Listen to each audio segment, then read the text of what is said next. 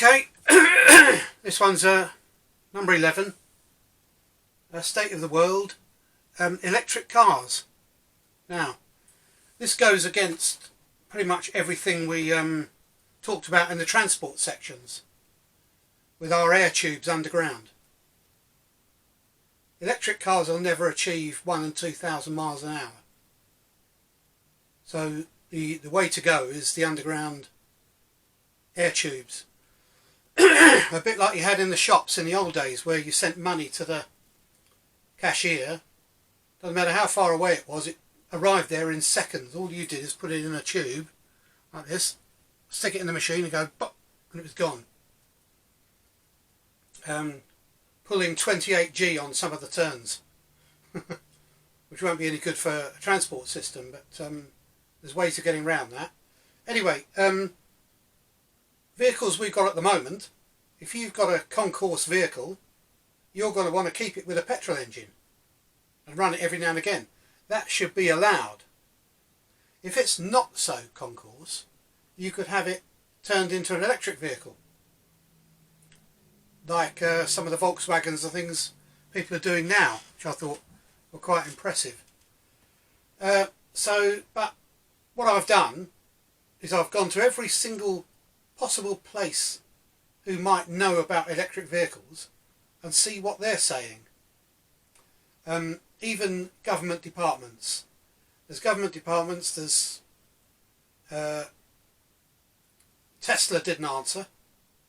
We sent these same ideas to Tesla, but they haven't answered yet, because I've got a feeling they might lose money with some of these ideas. Anyway, I haven't written anything down, it's all in my head.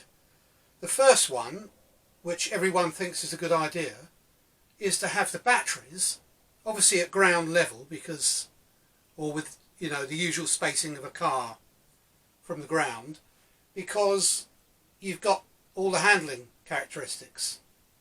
It's very, very difficult to turn over something that's all the weight is below the level of the wheels.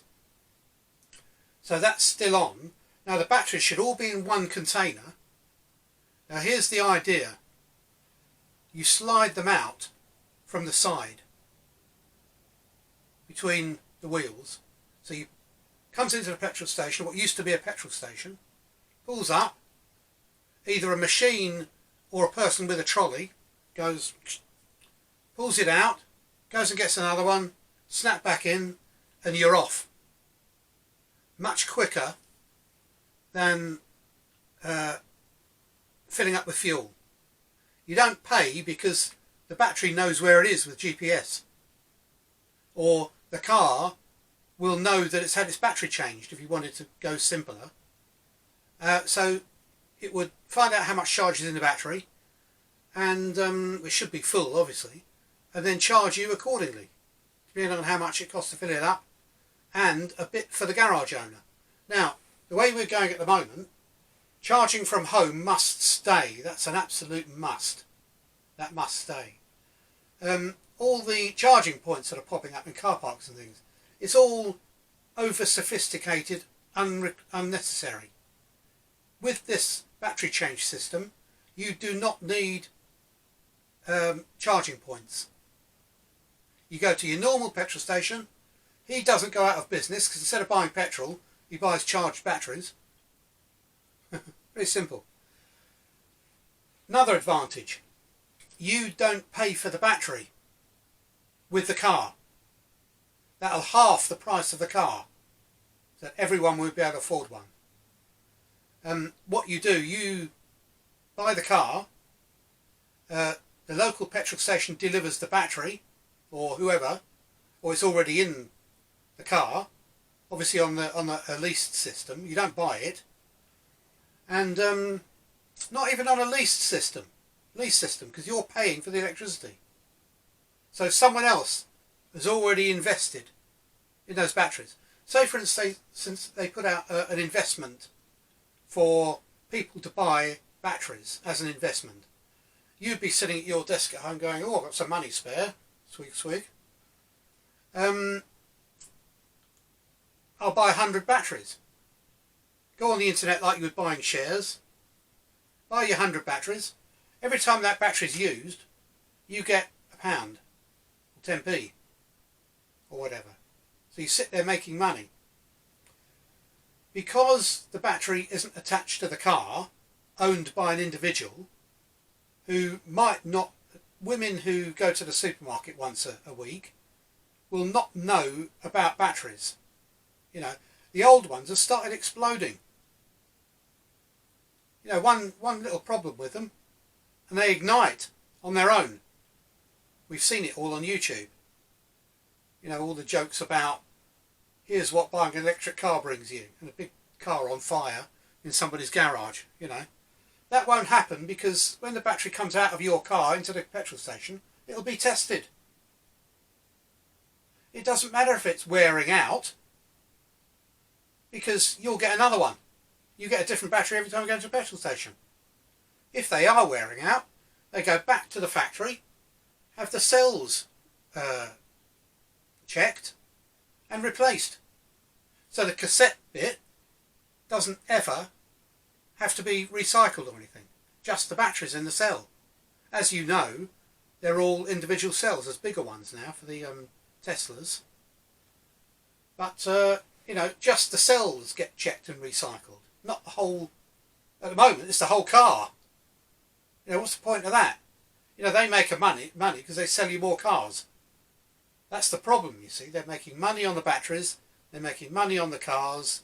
They're the only ones selling them. There's a few companies selling them now.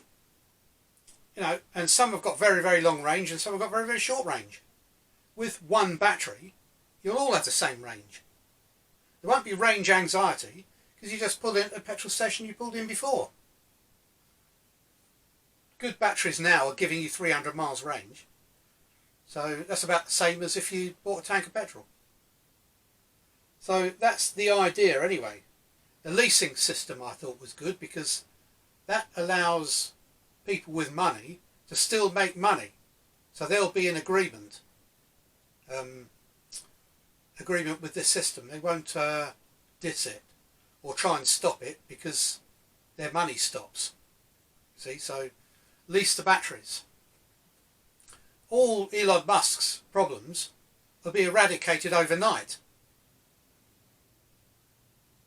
Won't they? He won't have people not buying the car because they're too expensive. He won't have people not buying the car because of range anxiety. He won't have people not buying the car because the battery deteriorates.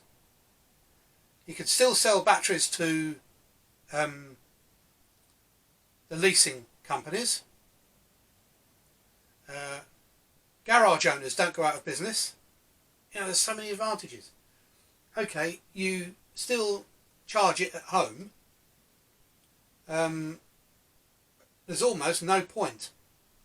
The only advantage with charging at home is if you had solar panels, it cost you a lot less. That's the only thing I'm thinking. Which brings me on to the next item that a lot of people were saying. Why isn't the outside of the car covered in solar panels? An old lady who uses her car once a week, you know, will... Gonna sneeze. The car will sit outside and get charged. Even if you have a garage, have a glass roof, it'll get charged within the week. Costing you nothing and the planet nothing as well. With batteries replaceable, well, at the moment, all batteries have to be charged off the mains at some point. So, you know, unless the electricity grid is running totally on recyclable, you're still using oil and coal and gas. And what is it? Nuclear energy. Now, somebody calculated that if they put solar panels on 1.2% of the Sahara Desert, which is still a massive area, that would power the whole world. Our need for power is slowly coming down. It's going up because of the amount of people, but in sort of real terms, it's coming down because everything uses a lot less power. Now, for instance, I know some people who have changed their house, the lighting system, the television, the charging of all the phones and everything is now all run off solar panels from outside. It's not connected to the grid at all. It's got an automatic connection thing that if you get bad weather for 10 years, it clicks back because the batteries aren't full. But hang on a minute. I don't know why, but I've got a runny nose. It's very, very dusty up here. And because we're in a tin roof, it's very, very hot as well. So I don't want to make this last 10 minutes we've done. So yeah, that is about nearly all the points that they've brought up. The changeable battery on the car, not slidable from the front or the back, because if there's a queue at the petrol station, you won't be able to get anywhere. Also, if your car's on the side of the road, parked up with all other cars, you won't be able to get the battery out to change it. That's another thing, you see. If your electric car runs out of power, you have to ring up somebody to come with a diesel generator and sit there for 2 hours generating the thing. You know, there's no point. So, with this system, the AA can carry a battery underneath their van. And they come up, take the battery out, slot it into yours, put the old battery back in their van, and they're off. A minute. In fact, the paperwork will take longer, if there is any. So that's that. The battery cassettes, as battery technology improves, which it is all the time, the battery cassette won't go out of favour, because you just replace it with the new batteries, the new type. Your car won't suddenly become obsolete because you're using the old battery pack with the new batteries in. You know, there's that many advantages. The only disadvantage I can see, and the reason why they haven't done it, is because it might come law. The cassette system might become law in some countries. European Union are looking at it. Obviously the car manufacturers won't like it because they get money for the battery as well, you know. And when your car packs up because the batteries have packed up, because they haven't been replaced or checked, then they sell you another car, you know. Which is where the Project X system comes in for not having any money. What you do, you get on your mobile, you say, I want a new car. And somebody comes and turns up with it. You even go to your Centre of Excellence for ordering it in the first place. They all get it. All the people who manufactured it all get to go to their Centres of Excellence. Centre of Excellence takes the place of money. And it is all the things you want to do, all the nice things that you've ever wanted to do, that you said, yes, I would like to do that on your mobile. You get allowed to do it as you do something for the planet or for other people. Very simple.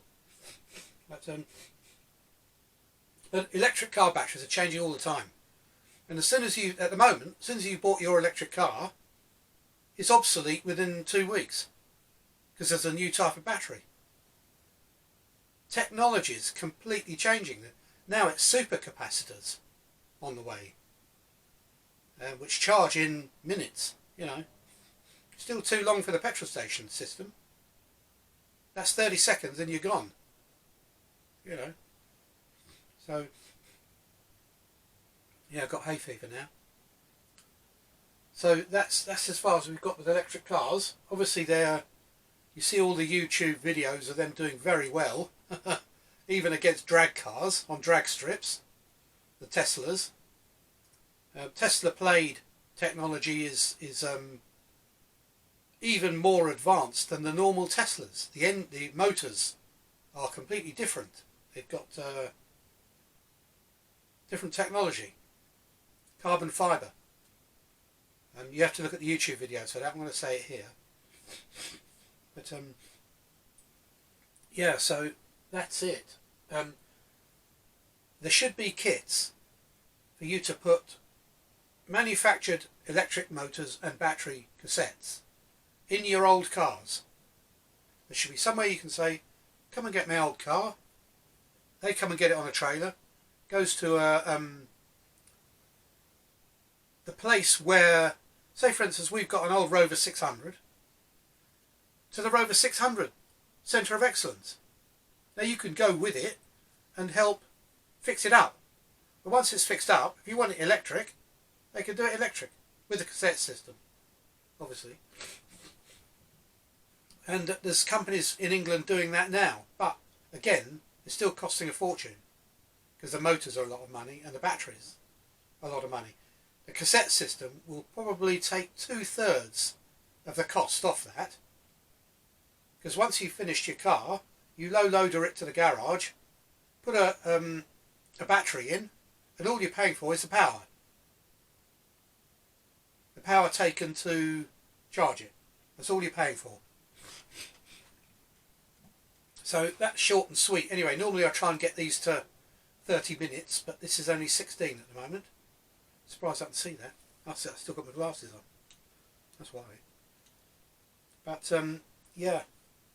You know, so that's about it. I can't think of anything else to do with electric cars at the moment, or what anybody said. Lots of funny ideas.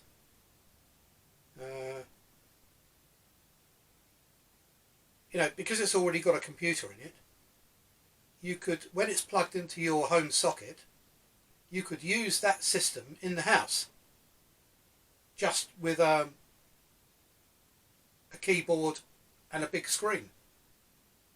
You could use the same computing power. That was another idea somebody had. That came from an email from one of our members, not an officially recognised source like a computer company or a car company. But like you see, you know, there's tremendous computing power already on the car, and that's not being used for anything while it's sitting in your garage. So that was another thing. Obviously being charged off the roof is another thing, and there's thin film solar panels coming, which are 5 times better than the ones we've got on our roof at the moment. So that's another thing. You know, that's going to improve too. Your car will be charging hours rather than overnight, if not more, you know. So yeah, there's a lot to look forward to, but people are still working on this. In the Centre of Excellence system, everybody would be allowed to work on it who's qualified. At the moment, it's a company who can't afford to, because of money, who can't afford to hire enough people to check on that, to keep checking everything, you know, doing all the mundane stuff even. So, you know, unfortunately, we're in this thick mud, which is money. We'll never be able to get out of it, except if, you know, the rich are told to bugger off. Because at the moment, they've got their thumb on everything and control everything. And they might be slowly squeezing us now, which is another thing, you know, the cost of food and the cost of fuel. But Venezuela, you know, it's all subsidised, and it's 2 cents a litre for fuel. And in America, I think it's 92 food production sites have been destroyed by fire under strange circumstances. You know, what's that? That's got to be, you know, the Russians. I mean, the Russians are trying to keep Ukraine grain from not leaving. What are they trying to do? Starve us out? Starve everybody out? Not just themselves. Well, themselves, they're pinching the grain, so they'll probably never starve. Or they'll have bread, but they won't have anything else. Their version of McDonald's apparently is absolutely terrible. Don't seem to be any sort of headway towards electric cars over there, but if they suddenly see this and get that cassette system, they'll suddenly jump ahead of everybody. So you don't need high speed in Russia because the roads are rubbish. Anyway, they're rubbish here. Again, money. You know, everything's value engineered. Even, you know, I'm still waiting for a hernia operation. That's been 10 months now. Haven't heard a thing. So, you know, again, money. Have they got money to do the operation? No. Right, that's it. Thank you very much.